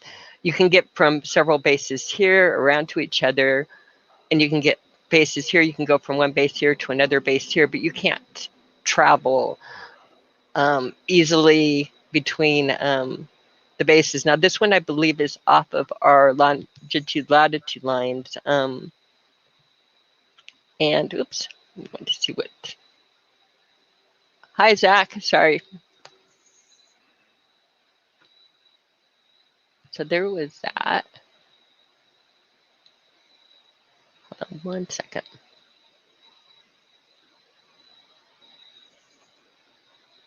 Let's go back to that one.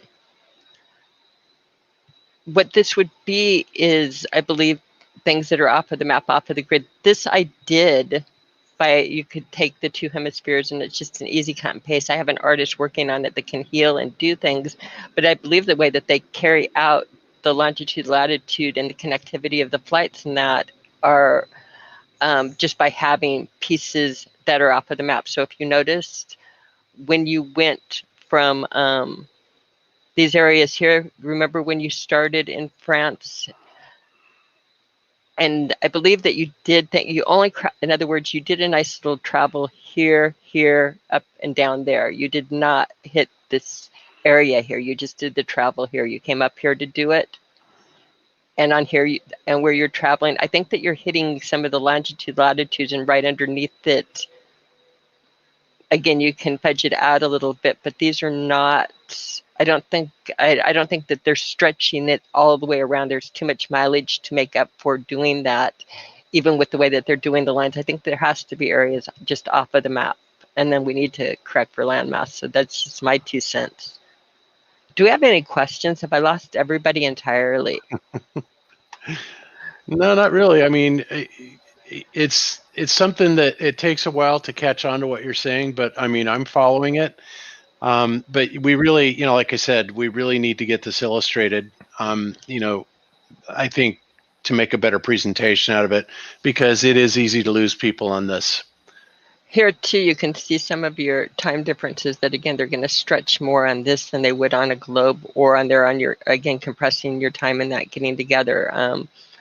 I'm taking a lot of what he's saying and applying to it. So this is working really good for me. I may have just lost everybody in the chat, but it is working good for me. Well, that's good. Okay. I'm learning a lot from this, and I thank you for coming on the show tonight and sharing, like, again, the sailing and that. Yep. So, okay, Hervé, so what else do you think? Sharing. Oh, okay. All right, go ahead and stop that, and then I will kick back over to the other screen share. They're asking me in the background to show the map that he traveled, again, his travel path. Because, okay. Yeah, that's what I'm going to be comparing to the map too and working on it. Okay. Let's see, that would have been this one? The one that shows his route. That's it, right? I think that's the right one. Right, yes, you've got it. And what do they want you to do? Oh, we wanted to, again, probably do with, like, on the map I did. I don't know if we can do it here or do a side by side, but like where you're cutting off and leaving things seeing, because I have much to learn, from what he said too, and adjusting, but putting that on, like that cutout where things are out there to see where it, like, for instance, I know that if you look here and look at this travel thing, they avoided, and again, they did their little jump over here and then went totally underneath it, and that's Okay, again where he's logging. Your mouse is not showing, so you're not showing us anything. I'm sorry. I am. I'm pointing on my screen, people. It doesn't matter. You can't point on the screen. Nobody can see it. So okay, it doesn't annotate like so the other program does. Well, no problem. So let's get back, I guess, to what everybody was saying on this. And are there any other things besides the astounding, facts that you pointed out to us today that you've discovered, and how do you think that this is going to help us? How would you apply this, I guess, to making a better map? Oh, yeah, it's very difficult to do it by hand. That's why it will be good if somebody who can do it with animation, with computer. I think a computer can do some try very easily, but to change all the continent and the shape and the emplacement just like that, it's very difficult. But I still continue to dig, and we'll stay in contact with you, and I will have something else. Absolutely. Yeah, that's great. Because that's what we need is we need a lot more collaboration. And, it's difficult sometimes to get these concepts across to each other because of the fact that, you really have to think outside of the box. So not only do you have to kind of convey that to somebody, but then you have to kind of teach the methodology of what you're thinking to the other person. And that makes it a little bit difficult, but it's a fun project to say the least. And I'm sure that we would love to work with you more on this. And yeah. So does anybody on the panel have any questions for Hervé? So have you sketched out a rough draft of what you would consider the correct flat Earth map yet? If I try to do a flat Earth map, you said? Have you tried to sketch out something yet? Or do you think the Air Force One map is more correct?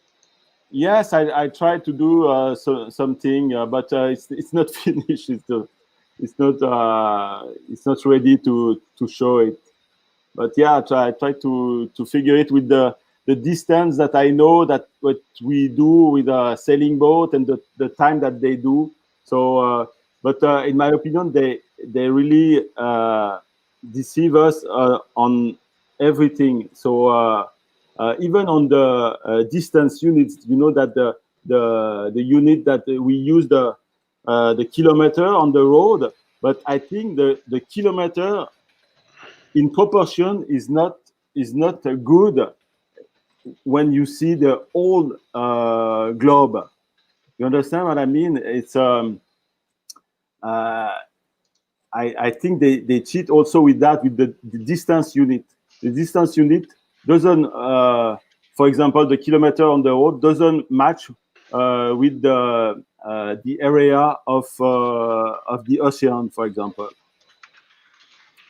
So it's really difficult to know. Though they are very intelligent to figure out all this deception. Yeah. Interesting. Yeah. Okay. Well, cool. So no questions from Amanda. You don't have any questions, and I think you're still muted. But there you go. No, this is amazing. This has helped me a lot, actually. So I really appreciate it. Thank you so much. I've got to restructure this in my brain, and I've had lots of conversations with my friends about maps, and it's interesting because we really do need a map. I mean, yeah, badly. So this is a huge project that needs to happen. That's right. So, I'm gonna say goodbye to everybody. Okay. It was a pleasure. Sorry for my English. It's really bad.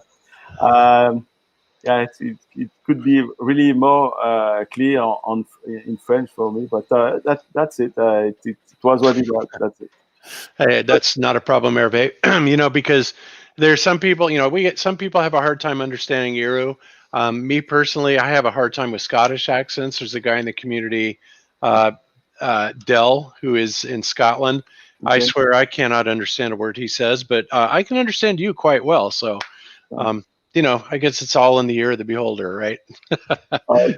But thank you so much for joining us tonight, and let's stay in touch. Yeah. And I really would like to see your preliminary on the map, because Cami also has done that very same thing, and it'd be great to compare notes on this. It'd be fabulous. I've learned a lot from this. Thank you so much for sharing your experience on it. And I've taken a lot of notes, and I'm going to be doing some fine tuning with it. So you're very welcome. Thank you, everybody. All right. We'll see you later, Hervé. Goodbye. Okay. Bye-bye. All right. Cool. All right, guys. So very interesting stuff. And like I said, I am surprised at this information, and honestly that more people haven't covered it. The time zones. I mean, I've seen things like that, and I've seen the jagged things, but I never really thought about it because I was never looking at stuff like the huge anomalies on in between Alaska and Russia. It's just crazy. So I think that's going to be something that hopefully a lot of flat earthers will pick up on and maybe run with a little bit and throw more information in. And by all means, if you have a take on it, put it in the chat and or the comments, and we'll kind of look over it. So with that, I guess we will call it a show. But before we do that, let's go ahead and go around one time to everybody. And Amanda, do you have anything new and exciting coming up? Well, I have a lot of interviews. I've actually taken a bit of a break because YouTube blocked me for a week, so I can't do any live or anything. Yeah, and also Facebook's blocked me for. I've been off for a month, so I just take that as a hiatus moment to go do some other projects and things. So I've been really working on the affidavits of service to give to all the local politicians and to the health services and so forth for this fraud upon us. And also I've been dictating an article that I posted from Dr. Stefan Lanka on one of my websites, yummy.doctor. And because it's a long article and, it's sometimes people don't take the time to read, I thought I would make it as an audio file. So if someone's driving or someone's just doing other things, they can listen to it in the background and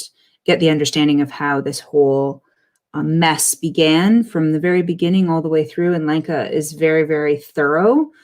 He repeats himself, but in a different way. So I think it really gets into your head. So hopefully that pans out quite well. It's just being edited right now. It's my more serious side, my audiobook side. Okay. But yeah. I got to tell you, one of the most amazing things that you did that just blew me away was the whole, what was it? The chromosome, how COVID is actually, was it chromosome 13?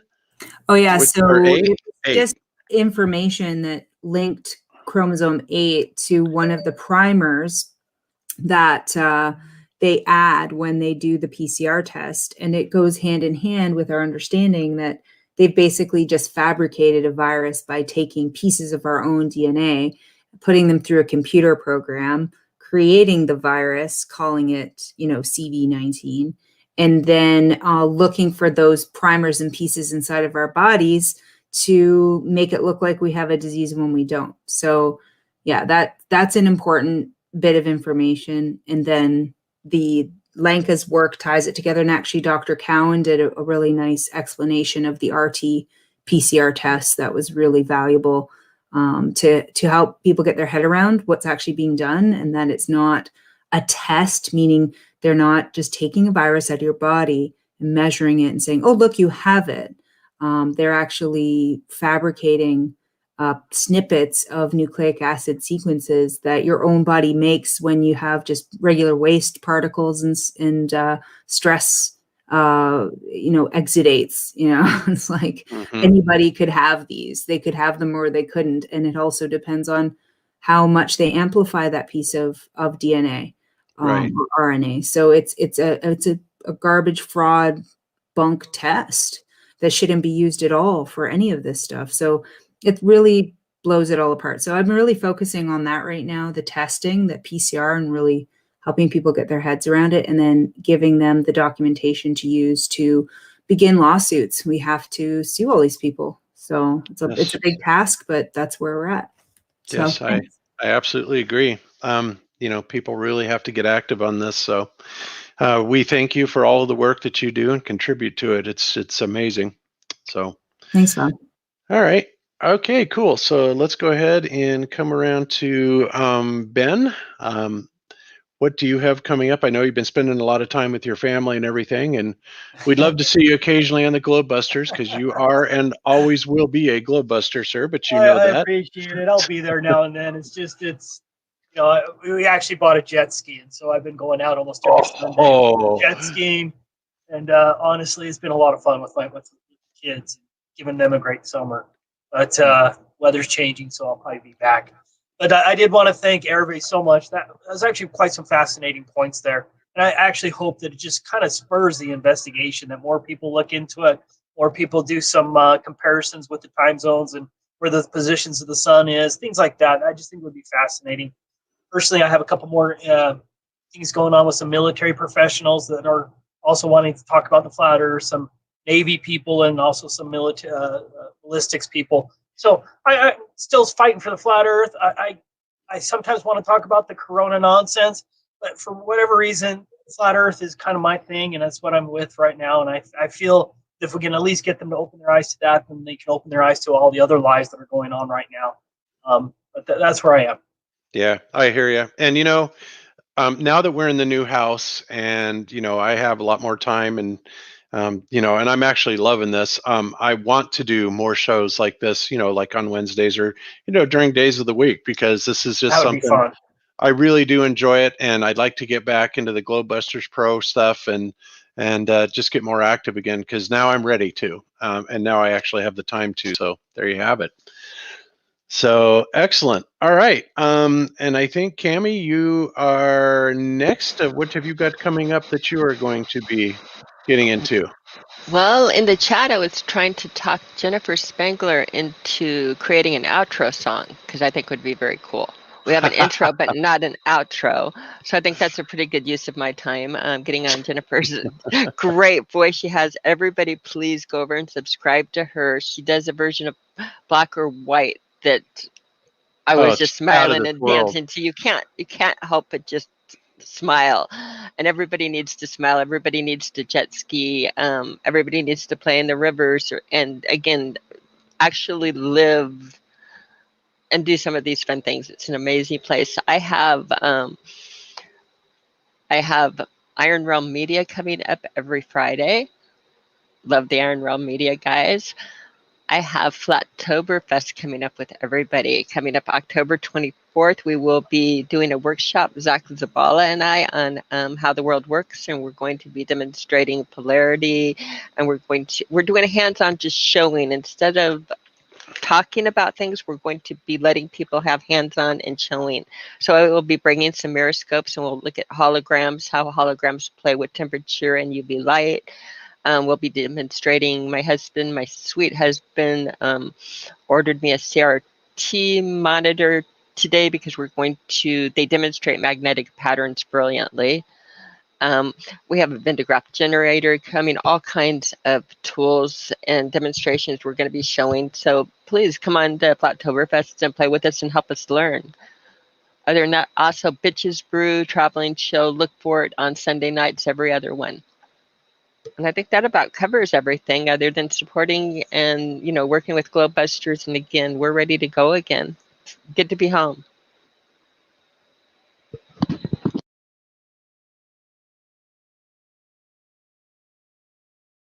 Ooh, I broke the show.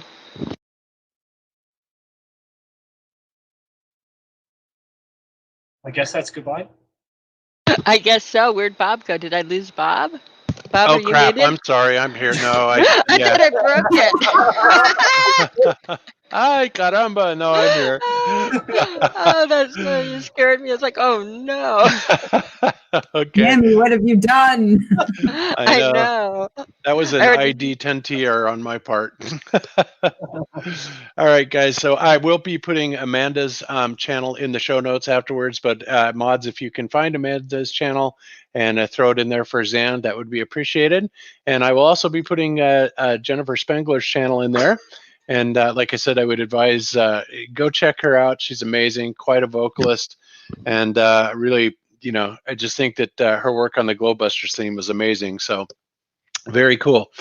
All right, and I think that is going to be all of us then. And so, guys, we will be talking to you probably this is coming up Sunday. And like I said, I'm going to be doing more of these things, during the week. So we will see you on Sunday. So until then, be good to each other. Don't lie to each other. Open your mind, because there is truth inside. Peace out, everybody.